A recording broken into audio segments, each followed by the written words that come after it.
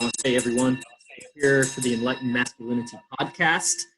This is your go-to place to talk about all things that would otherwise be taboo: masculinity, femininity, the dichotomy. But we are here talking about our opinions. Although we have experience, we study, we practice these things, we have teachers, we're part of a lineage. This is not us reinventing the wheel. We're not making things up, but we are giving our opinions, our experience. We're putting language to how we process the world around us.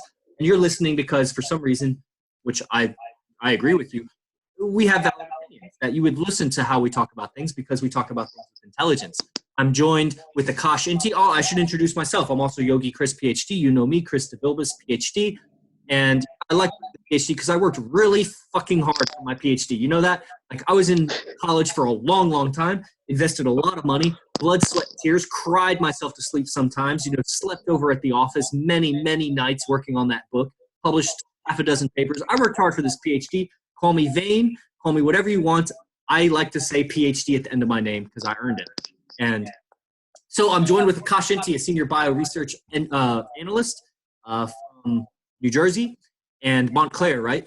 And he's also a registered yoga teacher and leads, I don't want to call it men's retreats, but I think it's building up to a men's retreat kind of thing. Maybe I'm mistaken, but he does some really exciting sunrise yoga classes where he talks about sacred syntax, a kind of language form that's very influential, and masculinity. And he's joining me here. So I'm very excited to have him. I'm going to talk about some of our realizations lately and then get into some content. So I hand it over to you. Josh, how are you doing today, my brother? Doing well. Thank you, Yogi Chris. Absolutely amazing to be on, and thank you for the gracious introduction one more time. Yeah, as you noted, so working on sunrise yoga classes, do this on Saturdays. It'll primarily be picking up in the spring as it's been quite cold here in New Jersey, a little bit of snow yesterday. Nonetheless, this past week has been a week of incredible growth. Everything from going to Wharton Healthcare Conference, where it was all the leaders in the University of Pennsylvania in the healthcare industry. They came by and kind of talked through things, to my company dinner, where I really just stole the show in many ways, or what it felt like. I also had just been seeing, I had like a couple of dates throughout the week as well. And so just all of these different things that were going on, sleeping maybe like 3 hours a night and somehow finding ways to keep fueling going forward. It found ways of just getting back to meditation, cold showers, and yoga to be my ways and source, on top of eating super well. So I've been cooking home cooked meals for myself almost entirely the past couple of weeks, and it's incredible the changes that you see when you make some small changes. I've also actually given up alcohol, marijuana, and all other intoxicants at this particular time in my life, and I'm seeing the clear-headedness in it. So it's incredible. Absolutely. I want to just jump in because I think the microphone is getting knocked a little bit, so it creates like clicky sounds. So I guess just maybe be aware of that. I don't know if that's cool. My side. Does anybody else hear that, or is it maybe just me? I just wanted to point that out. So please continue. Otherwise, I already have questions on what you said. Yeah. So, well, there's one thing I wanted to bring up this week that really came to me during one of my yoga practices. And it was this idea of, it was one of the deepest practices I've had. And it was crazy because I felt so tired, and going into it, the class itself, I was like, there's no way I'm going to be able to make it. Like I mentioned, slept 3 hours beforehand, had been working on a couple projects at work. And it was kind of like one of those things where it's just like, everyone's kind of like panicky and like it's like a clusterfuck. So I very much felt like I was the grounded person in that particular instance and project, and was keeping everything like not flowing around. The quote that came to me though during the class itself was, beauty inspires strength and strength inspires beauty. It literally was just like a voice had said to me that, and I was like, wow, to me it felt really, really profound and deep and important to share. So that's what I had for you, but I'll turn it over to you if you want to talk about some of the things that you realized this week, and then I think we can jump into questions if that sounds all right. It does sound all right. And, most of my realizations, it takes backstories to give like a realization. Like I start talking about like, how did I, get to that point. Otherwise, if you just give the realization, I've found, it just kind of almost falls on deaf ears. Like they just don't have the context to feel the impact of it. And, yeah, there was lots of realizations. I just had a realization. I've had realizations every morning. I wake up and have a realization about how am I thinking and what was I thinking about before I went to bed. I go into my yoga practice immediately, breathing and some mantra practice with me, and I immediately see deviations and I see potentialities. Because a mantra will just tune your mind to the frequency of that statement. And then you start noticing all the commercials in the mind that pop up as you're tuning to that frequency. Like, why is my mind deviating here and there and there? And sometimes it's like what you might call like a positive deviation, where it'll be, like one of my mantras lately has been, I'm a genius, I'm a genius, I'm a genius, I'm a genius. Probably why I'm so arrogant. But I'll start noticing areas in my life where if I just approach that with a little bit more belief in my intelligence, a little bit more belief in my genius, that whatever problems I'm having there just wouldn't be a problem, And interacting with women is one of the biggest problems I as a man have in life. It's not, I love interacting with women. I have lots of great interaction. Me and my girlfriend are on a new level of intimacy and understanding each other and goal setting and future and all of this stuff. But still, the problems I have in life are mostly, they're either related to money or women, or that's it. Like maybe some interfamily conflict or whatever, but at some point I'm willing to leave that, I'm willing to let that go. But I'm not willing to leave behind my pursuit of women. I'm not willing to leave behind my pursuit of money. I'm not ready for that. Maybe one day I will. I'm not there yet. And the money, like I've said before, I think it's mostly related to getting women. So it's mostly all the problems I have at the end of those have at them there at the end of the path is women. And so, yeah, I've had lots of realizations. Like I said on the podcast with Rosh yesterday, I saw God. It was incredible. It was so incredible. God didn't have a form, guys. It's a trick. I know that God is like, what is it? The old Maharishi? No, what's the guy's name? Maharaj. I forget the guy's name. There's a lot of memes on him just around on the internet. Famous guy. It's not Maharishi Mahesh Yogi. It's not that guy. But the guy said, like, somebody came to him one day. It was, I think, a woman, and she was like, can you show me God? And he was like, no, I can't show you God because God is not a thing to be seen. He goes into some philosophy. So I didn't see God. What I saw was the absence of all form. I saw the infinity. I saw the endless bound. Yes, Ramana Maharishi. There it is. Ramana Maharishi. There it is. Wow. Thank you. Amazing. What's up, Don? The body taped on. Cool. So that was really exciting. It was through the practice of mantra while I was practicing my yoga postures and applying a lot of techniques I have from my teacher. And, it was incredible. It was one of those things that, like, it takes, 99 minutes, and then in that 100th minute, you achieve realization, And I'll go through the process thinking, well, at minute 10, I'm like, okay, where's realization? I'll go minute 27. I'm like, okay, realization here yet? It's like minute 42 comes, and I'm like, okay, I'm ready for it. Like, what? I've been working really hard here. Where is it? And it's like almost as soon as I'm ready to just throw in the towel and be done with this yoga practice. Like, what a waste. All I did was stretch my body. I should have just gone to the gym. And then, that's so worth it. It's just so worth it, So that's great, spiritual thing. And then I went right from that to, I think I went out. No, that was yesterday. Lots of realizations, not paying more attention to the other person.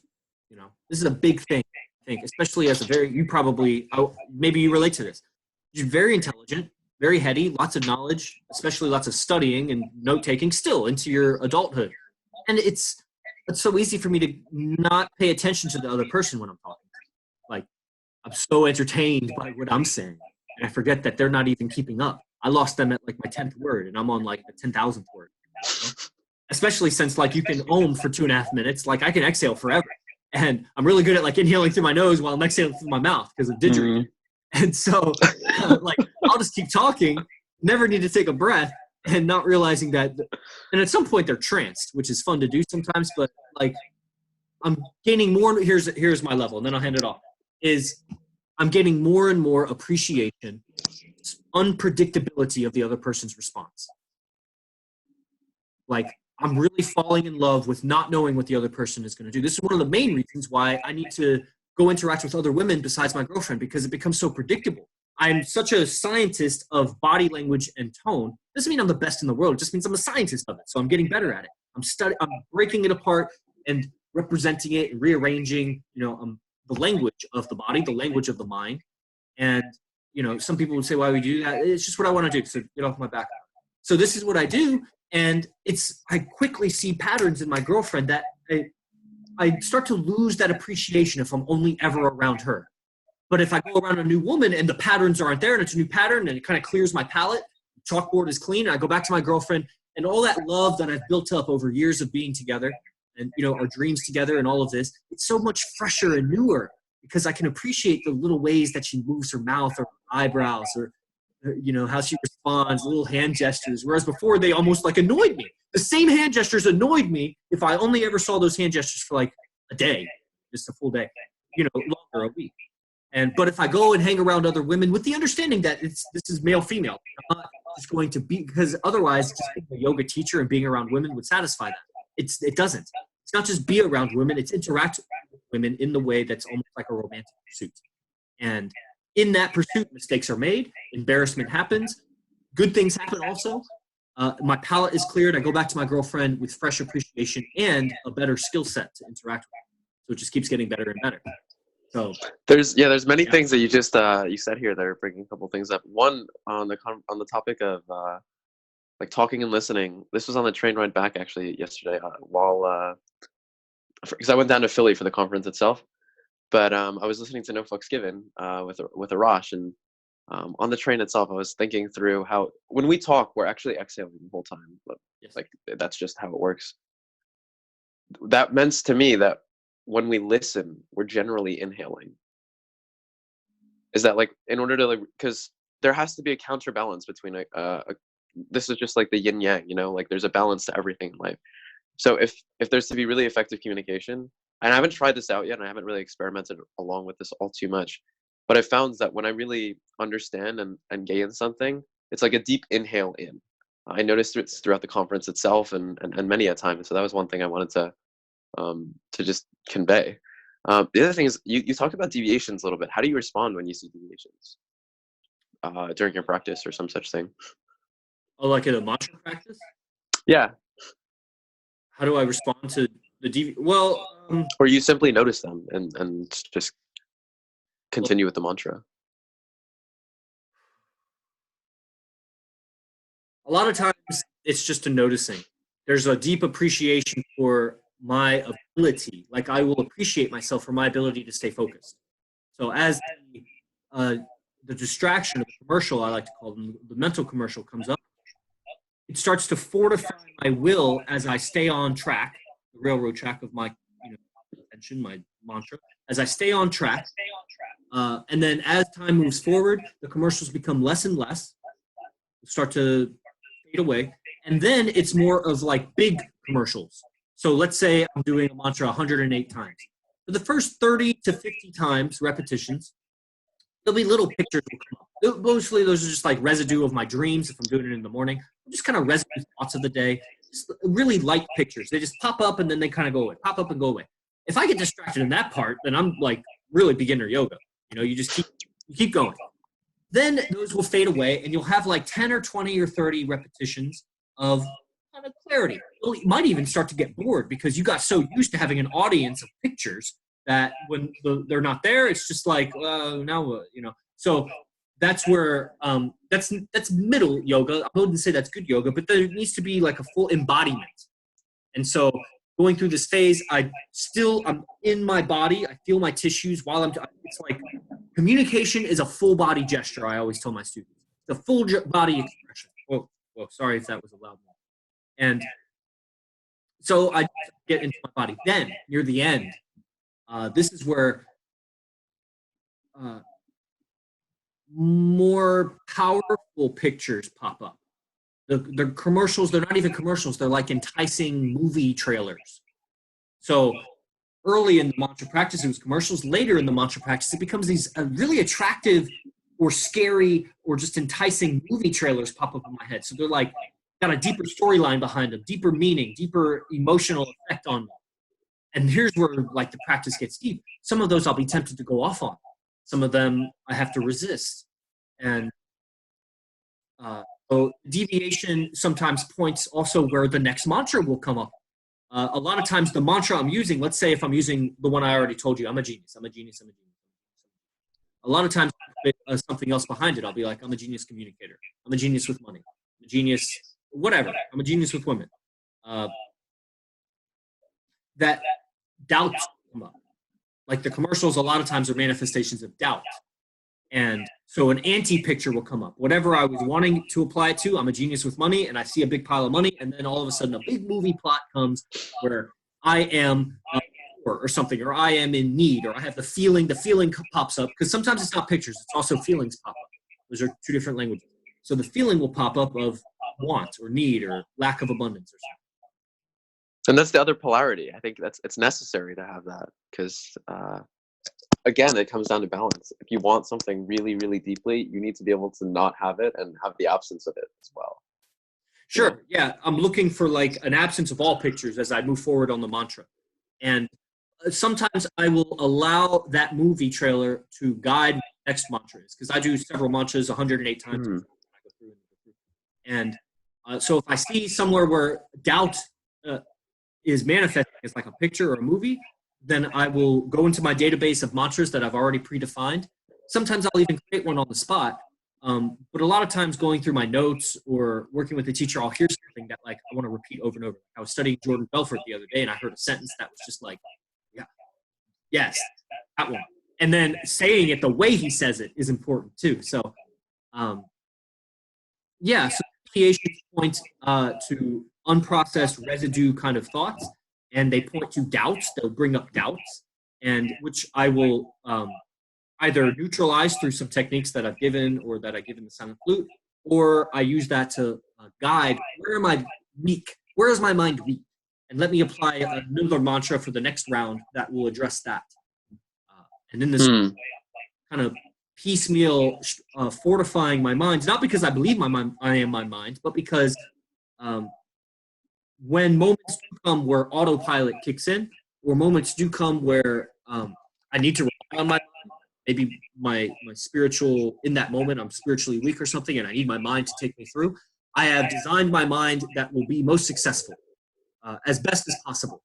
And it's never going to do as good as spirit, but I want my mind to be strong. I don't want to be spiritually realized, but have a really fucked up mind, so that if at any point the world calls upon me and I engage with it with my mind can't do it. Like I want my mind to do it right, and then also keep spiritual realization. So I don't know if that really even answered your question. Like, what's the point of the deviations? The deviations point to where you're not in control of your mind. Like, that's all it is.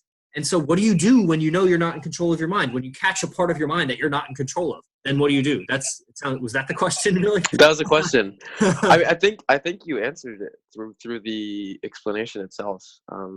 Usually when I notice a deviation, I tend to smile, or that's what I aim to do more and more. To continue to condition myself to realize how much everything around me and everything that I see is an illusion. When we approach it this way, I found that you can't help but laugh. Like, how did I get caught up in this? Like, it's just funny.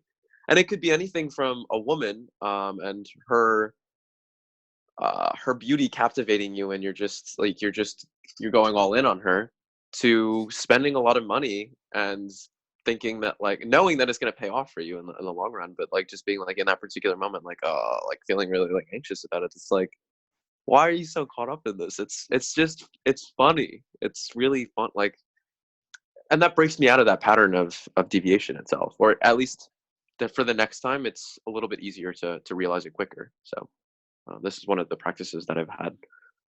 Chris, another question I had for you was, what are some enlightened masculine archetypes that you've, I guess, noticed throughout your life and that aspire to? If you don't have any off the top of your head, I mean, we can move on to something else. But I'm just curious, because I found that archetypes have enabled me to kind of think of an ideal and imagine, what does this archetype or this ideal act like? And then I put myself in, I literally like act like that archetype in a situation. So I was wondering if you did this in any type of practice, whether it be day to day, whether it be in yoga class, business, etc. Um, any thoughts you have on that? Yeah, when I first met my teacher, Arash Dibazar, that was his name at the time. Now it's Arash Sapar Dibazar. He told me about, he made this distinction. I'm always, I butcher it. It's not exactly how he says it. I have the recordings, actually. I just posted them in the Brotherhood of the Wolf Facebook group. It's a refined recordings, 12 hours of audio recording, one-on-one I did with him. And I edited it down to the most best 3.5 hours. And it's in that. And, this is me just bringing all of my unawareness of what masculinity is to a teacher that was demonstrating it. And, I admire it. And he gave me a reference. One of these references is, and message me if you're interested in that product. It's only $97. I paid $3,500 for as a reference for the one-on-one, and you get the best of it for $97. And he said, I'm not interacting with the woman. I'm interacting with the feminine energy. And every problem that I have, this is still kind of him talking. Every problem that I have with my girlfriend or with any girl, I don't respond to that problem as if it's the individual. I respond to it as if she is just a representation of a bigger feminine energy. And the question I have to ask myself is not how would I interact with her, it's how do I interact with the feminine energy? And you make a decision, how do I interact with the feminine energy? You see, when I first came to yoga, my yoga teacher was a girl. I interacted with the feminine energy in a very looking up and admiring kind of way. And that creates a certain kind of, there's a positive and a negative experience to that. What I found, the downside, almost like a son looking up to his mother, because the mother, I've not met a mother that had more emotional self-control than her son, naturally.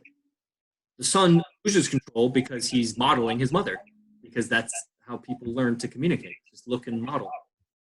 And so it was all good when my yoga teacher, whatever her name was, I know her name, I'm just not saying it, was when she was in a stable place, when she was in moments of more or less enlightenment, then I was in more or less enlightenment, and I picked it up really fast. The problem for her is I'm better at it than her.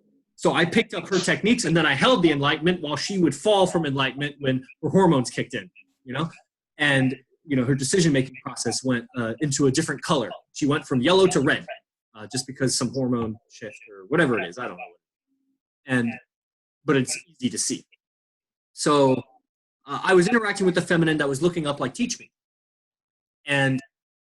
But she's human just like me. And on the human level, I'm just kind of better at this skill set than she is. On a spiritual level, she's attained something. So when I came, I was holding that frame or that perspective, that archetype. The archetype, the archetype is like a composite of qualities that almost like a movie plot character.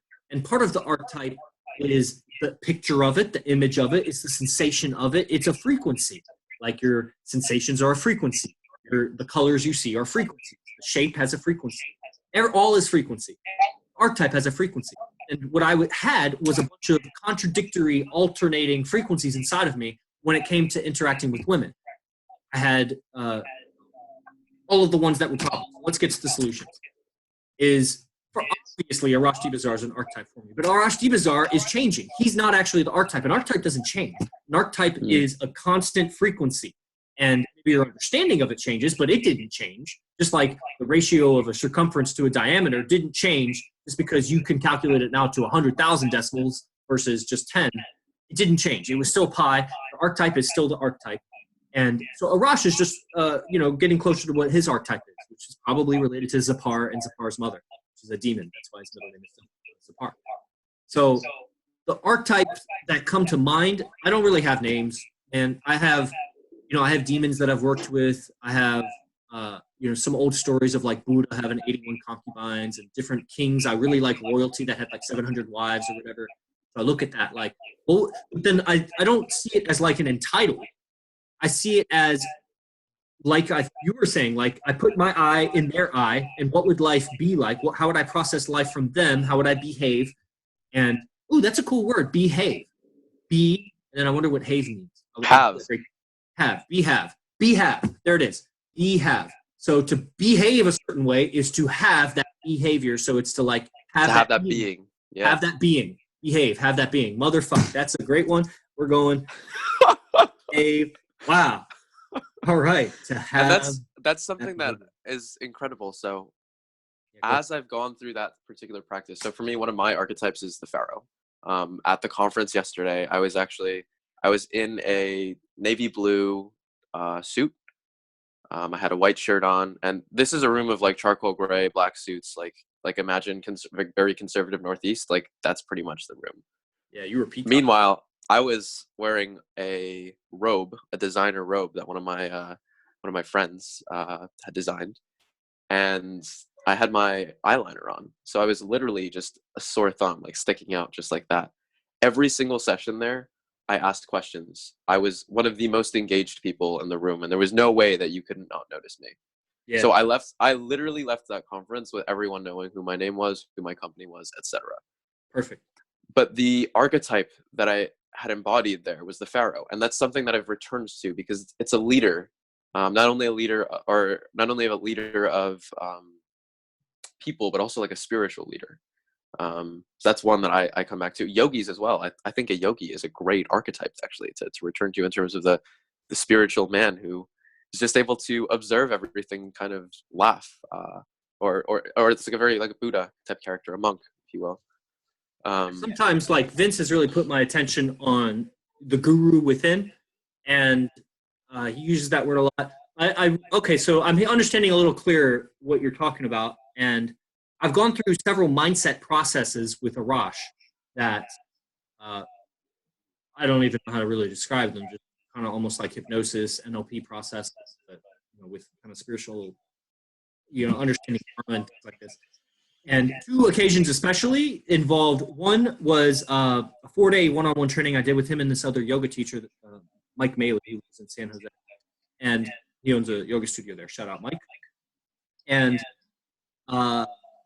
it was just an incredible anchoring process where basically I saw myself as a certain energy that connected the heavens and the earth, and it was embodied in a physical form and has a certain color to it, has a certain very transparent and godlike quality to it.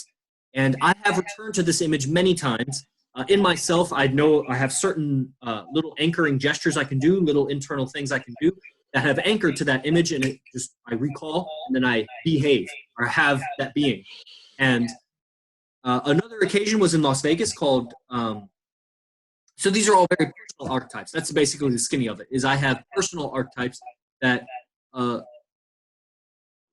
go, but the Pharaoh is super, so the Pharaoh, I could see how that's almost like, I really like King Solomon. But the Pharaoh, I think, is a super cool, I mean, man, if you were on top of one of those pyramids, just like yelling to 100,000 people, I think of what kind of voice would a Pharaoh need when they didn't even have loudspeakers and they needed to address a large amount of people. Like that voice, oh man, what a 1 in a billion voice.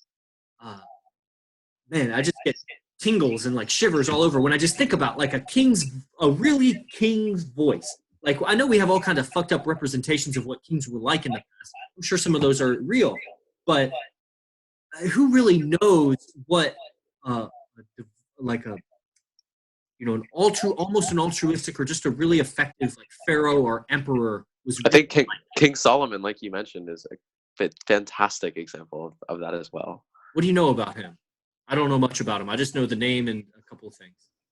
Yeah, so I'm a Freemason, and Freemason's actually one of the archetypes that we model after is King Solomon. Oh. The lodge itself is a representation of King Solomon's temple, and so if you ever have the chance to come upon a Freemasonic lodge, and none of this is like secrets or anything like that, you'll kind of get a sense of it. The He himself, I mean, he was known to be just a super like powerful, just, um, prudent, fortuitous type king. Very wise and knowing exactly what to do, and in many ways, that's what us as Masons kind of we strive to is to be that King Solomon type figure, not only inside the lodge but also outside of it.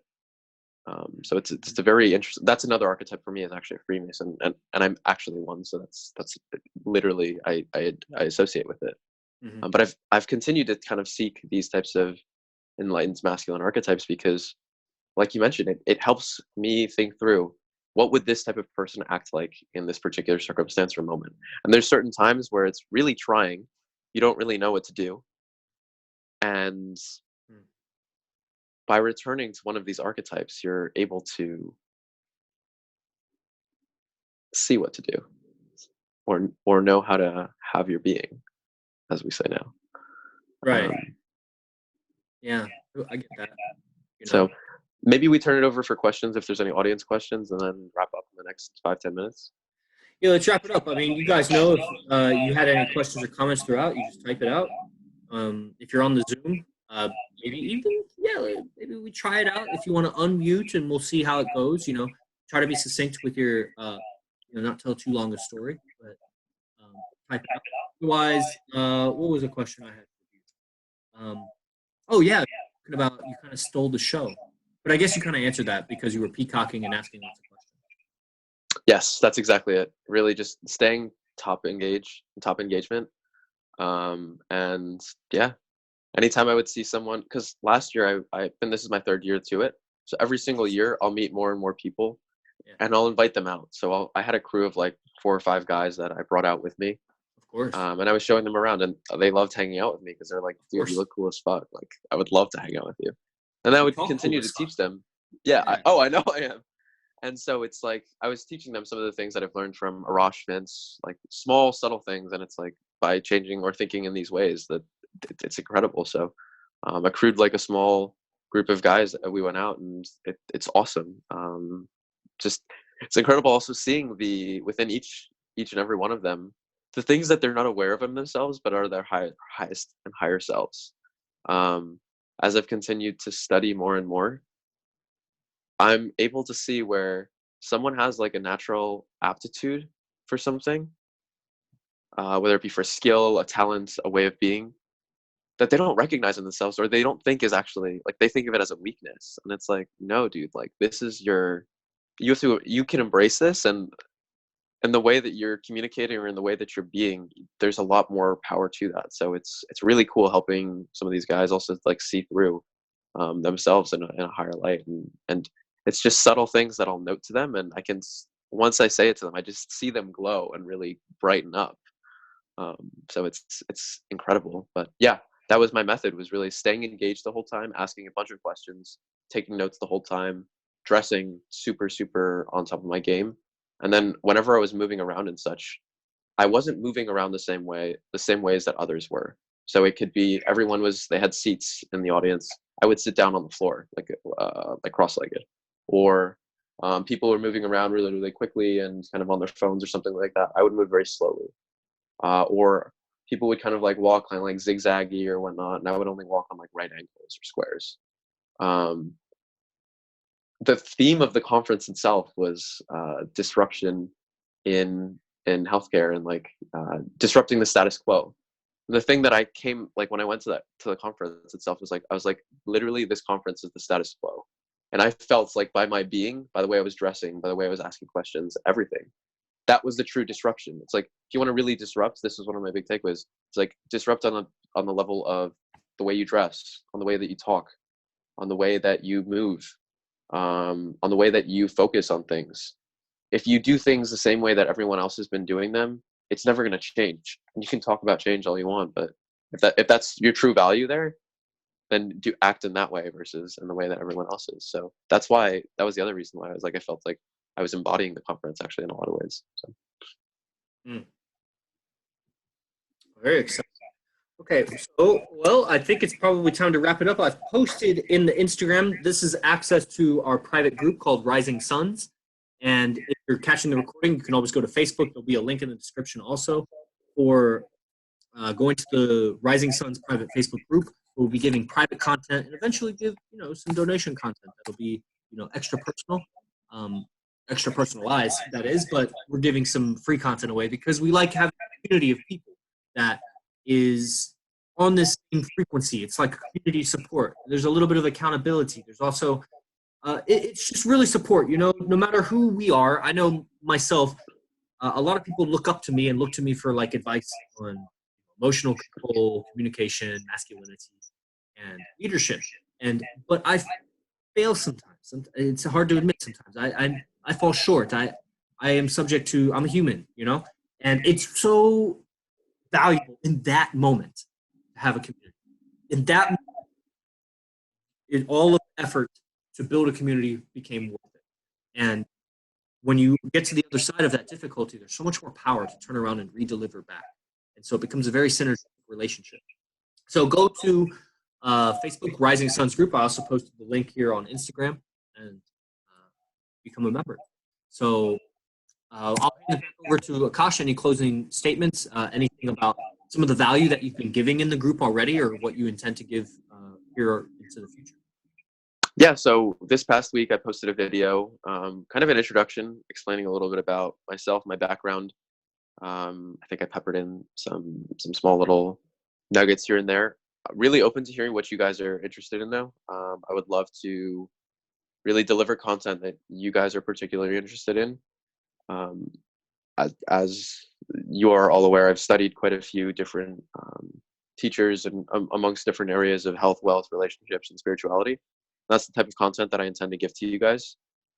Only the best. So any questions that you have, I would love for you to ask through them, and more than willing to give anything that I have. I really see myself on this earth as someone who is so abundant that I don't ever have to worry about receiving because I've given so much. I have a mantra for myself: give 20 times more than you ever expect to receive. And I found that through following this mantra, or following this personal mantra, I never have to worry about anything in life. And that's how I can come back and realize that the illusion of things, of getting worried about things, is just funny, because how could I ever buy into that with that type of thinking? So let me know what types of questions you guys have, and more than happy to deliver anything that I've come across thus far, and we'll continue to come across, because the thing is, I study this every single day, whether it be with Arash, Vince, with my coworkers at work. We are the most innovative drug developers, and we help these companies strategize. So working all across different fields, and yeah, really, really excited to help you guys out in presenting some of this information as it was passed along to me. Yogi Chris, can you tell us a little bit about the flavor of language, ninth plan, and what's going on over there? Sure, I love that. Amber Wilhoit, who's actually part of Silent Flute Group, and the Facebook group, the replay is there. Yes, the replay is actually available on Akash's YouTube now, and also the audio recordings are available on our podcast channel. So on my website is the link to the podcast.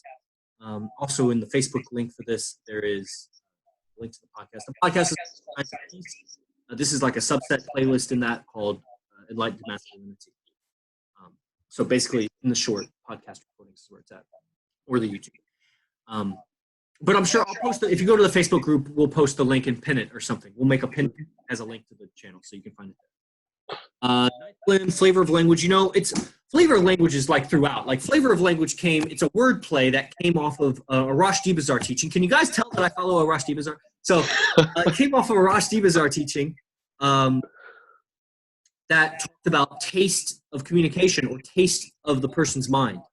When it came to persuasion and communication, it's like taste what their mind is like. What is the taste of their mind? Something basically talking about the uniqueness and individuality of each person. And the first time I met him, I told him that he was synesthetic, that word play was synesthetic, where you cross your senses. And he has since denied it. He repeated it a bunch of times, but then he's like, I met a real synesthetic. I'm not synesthetic. It's like, it's on a spectrum. It's, some people are out of control synesthetic and they can't control it. And then they go crazy because every time somebody touches them, they see colors and it's like jarring to them and they have epilepsy or something from it. So, but on a small level, I have developed the ability to see people's communication, not only see their words, but see the flavor of the words. I can taste it. I can hear it. I'm getting better at it because I'm putting my attention on it. And so it grows. And I've been able to guide other people to start to feel, taste, touch, smell, and hear. I mean, you already get it. Like if you, let's say, if I say right now, pay attention to the taste on the tip of your tongue, or anywhere, flat surface on your tongue. What's the taste there? You feel the taste there, and so my words can start to guide your attention to like a place on your body. Pay attention to the sound of something. Go move your attention somewhere. You could do this in seduction too. And as you do this and you get somebody's attention somewhere, then you can ask them a question about, okay, you're tasting your tongue. Now what are you thinking about? What's the picture in your head? So you have colors while you're tasting something. So synesthesia is already happening in people. The whole philosophy of how I teach neurolinguistics, which is not like it's silent basically, is that your whole nervous system is responsible for all your sensory perceptions. Your nervous system is just a fractal, just like it's all self-similar. And so when you taste something, or let's say when you feel something on your finger, you can taste that. It's the same nervous system. It's just a highway of electrical static potential. And it's just everywhere. And with your attention, you can move that. If I feel something on my finger, I can also feel it. I can feel my finger in my toe. I can listen to somebody with my belly. And all kinds of ways you can crisscross this. So flavor of language is like the beginning of that. It's just the kind of fundamentals of the sound that you use when you talk are indicating other phenomena that are happening, which includes your emotions. Sound indicates the emotion. Your facial expression is indicating an emotion. The sound and the facial expression are very related. And the initial realization of this was that all of our names have coded us to behave a certain way, because your name, Akash, has a facial expression associated with it. It's almost impossible not to use that facial expression when you say the name. Chris, Jenny, Angie, Mercer, these, Gertrude, like whatever the name is, has a facial expression, and that has an emotion behind it. And over time, you imprint your identity with the emotional code of your name, among other words. So then it quickly leads into all words are spells. And then I go on to some teaching about that. So now I'm on Flavor of Language 2. Last Monday, I just gave the first lecture called The Language Instinct. I have an intro video on YouTube about it. It was in my Silent Flute group, so I'm just going to package like 5 of those lectures and put it as Flavor of Language 2, where it's just really deep into the neurology, how to influence people and how to pay attention to their nervous system. What are the responses in their nervous system to my sound and my words? And some secrets that I found that, just from my own discoveries that should be really fruitful for anybody. So if you're interested in persuasion, if you're interested in smoother communication, if you're interested in intentionally not smoothing communication, how do you fight with somebody without really fighting? If you want it to be known, but you don't want it to be so loud to the public. Having that kind of insidious communication is part of it too, right? It's a polarity. You can be very precise or very vague. You can persuade yourself. You can persuade other people. I saw God, like going back to the beginning of the podcast, I saw God because of my understanding of language. I collected all of my attention on a statement. And when I had finally, after 55 minutes of intense practice, collected my attention on the statement, I asked myself, with all of my attention there, who is looking at this? And I found the opposite. I put all of my attention in one direction, and then I looked backwards, and I found infinity. And Yogi Chris, I think we just end there. Yeah. So there's that. The links are all in the description for this, and we'll do this again every Saturday and Sunday, 12 p.m. Broadcasting, and stay up to date with the Zoom links as they update. Zoom is being a pain in the ass right now. But Instagram, Facebook, I'll post the Zoom links each time, and that's all for now. So I'll see you tomorrow, Akash. Namaste. Oh, the bell.